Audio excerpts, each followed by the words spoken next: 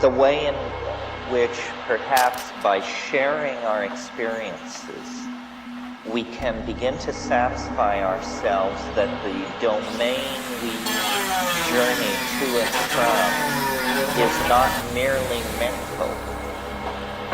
And the way in which we confirm for ourselves that it is not merely mental is in the observation of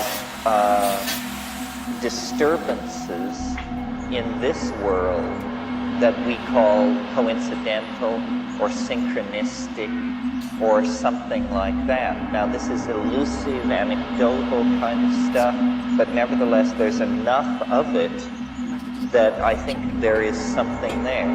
What do I mean? What am I talking about? Well, as an example, I have lived 42 years. Only twice in my life have packages of matches burst into flame in my pocket. In each case, it was about 4 or 5 minutes before I turned somebody on to DMT. Well, now, yes, an interesting coincidence, totally non sequitur sort of thing, but twice in my life, packages of matches have burst into flames in my pockets. Other things, many people who experiment with mushrooms report, it's almost achieved anecdotal status now, the scurryings and rustlings on the periphery. And when you do mushrooms fairly frequently, you get with this to the point where you just say, oh, that's the rats in the walls, the scratcher from hyperspace, whatever it is. Because it's, you can't wrap your mind around it, but it's always there. And then less easily confirmed and communicated, but I'm sure we all have had this experience, is you will take a voyage into another dimension, be completely laid out on the floor for a long time, and then sit up. And at the moment that you sit up, the fire flares up, the logs fall through the grate, the coals burst into flame. In other words, there is a wave of regenerative activity that sweeps through the whole system. And people report playing with clouds. People report that after intense experiences, their lives are haunted by synchronicity. Well, psychologists get rid of this kind of anecdotal material with all kinds of semi-weaselly arguments, such as your clue-sifting intellect has been shifted from the background to the foreground. So now you are paying attention to the environment and it is giving you messages. And we all know that schizophrenics move into mental spaces where every license plate carries a message, and every headline is about them, and every conversation among the people they pass on the street is about them. But we all also know that we ourselves dabble with this, that this belief that the world is entirely independent of our minds and objective and unaware of us is the kind of scientific fiction in which we operate, and then the real truth that appears to our perception, the truth of our immediate experience, is that the mind is a concentric field of diminishing intensity that can draw events and circumstances far from the ranges of probability. Once I had the following experience, it's all anecdotal, you see. I was in a dry wash in the Negev desert, and there was absolutely no food, and I was poor traveling hippie, a Kashashin, and a cave dweller, and a ne'er-do-well. And it was like 120 degrees outside my cave. And I was sitting in front of my cave, smoking ash. And out through the shimmering heat, I could see this dot of a person. And as I watched them making their way through the rocks and the scrub, I began to have a fantasy about this person. That they had food. That they didn't simply have food. That they had oysters Rockefeller packed in ice. That they had Russian caviar. That they had Belgian chocolate. That they had all of this stuff. And, you know, I hadn't had a bath in 3 weeks. There was barely any water in this place. And this speck made its way toward me, getting larger and larger.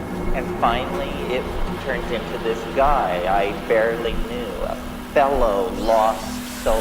This was in southern Israel 25 years ago.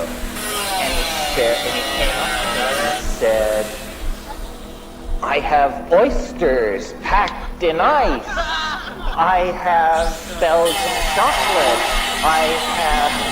And he had gotten a job dishwashing that morning at the King David Hotel and had just quit in disgust halfway through the day and had raided this super fancy 4-star hotel and just had a backpack full of this stuff. And I didn't even bother to tell him. I mean, what am I going to say, you know? I mean, sure, of course. So these kinds of things, and they're very private, you see.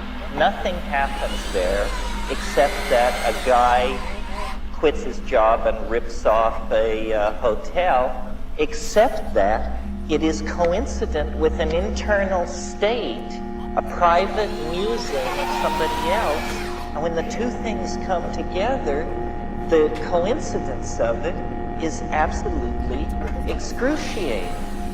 Kat had an experience. She's not here to tell it, but she went to Mexico when she was 19 and traveled all over Mexico and took LSD at a certain temple. And on the LSD trip in this place, she realized that she had been conceived there. And when she confronted her parents with it, it was so. It was so that she had been conceived there.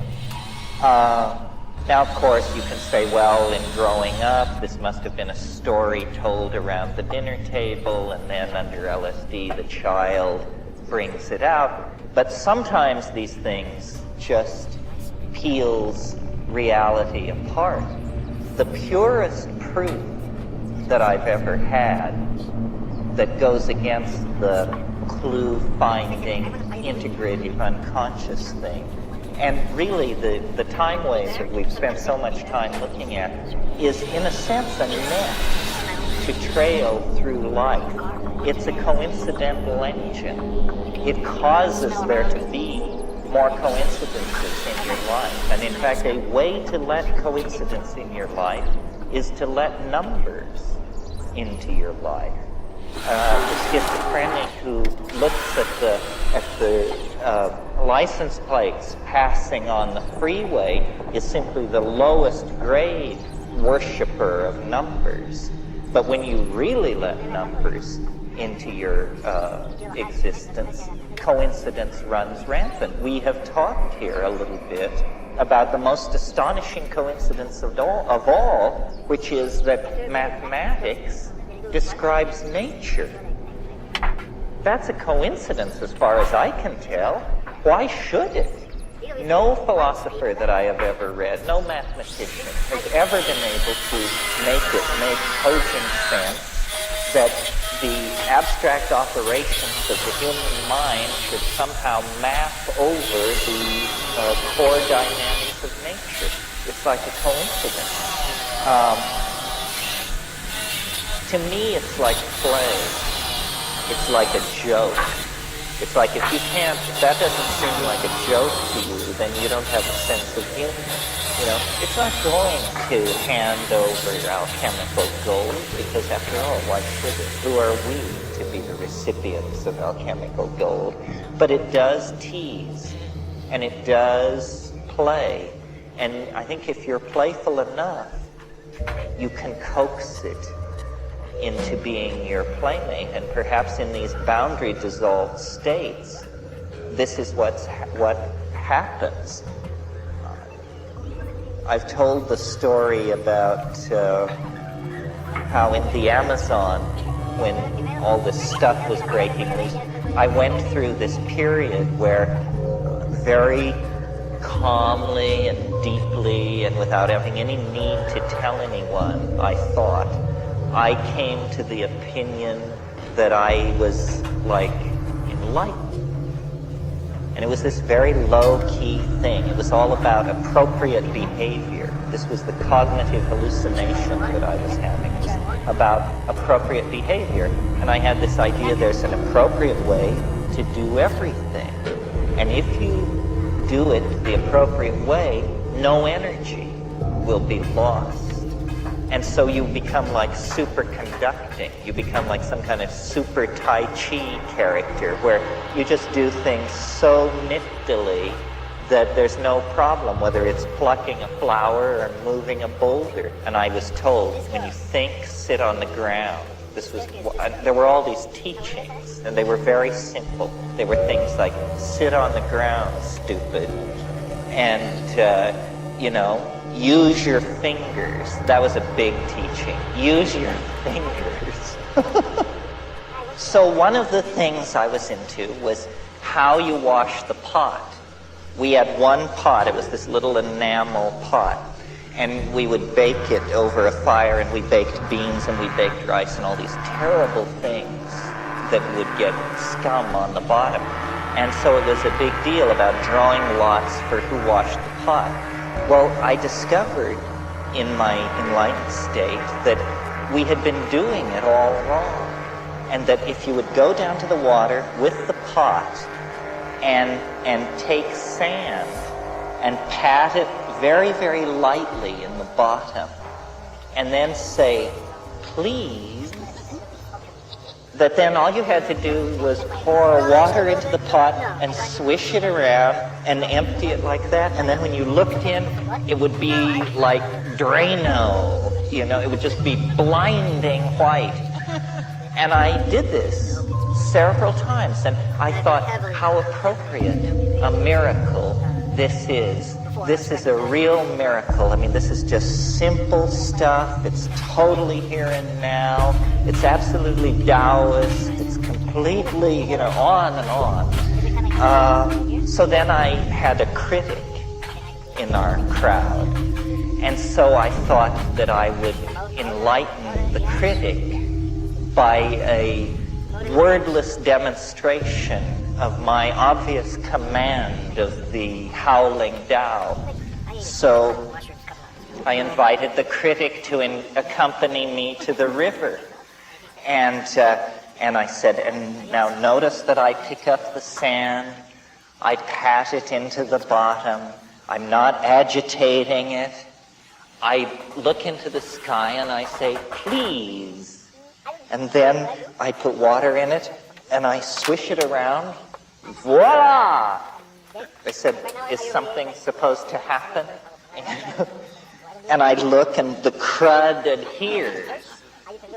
And then this person says, I pity you.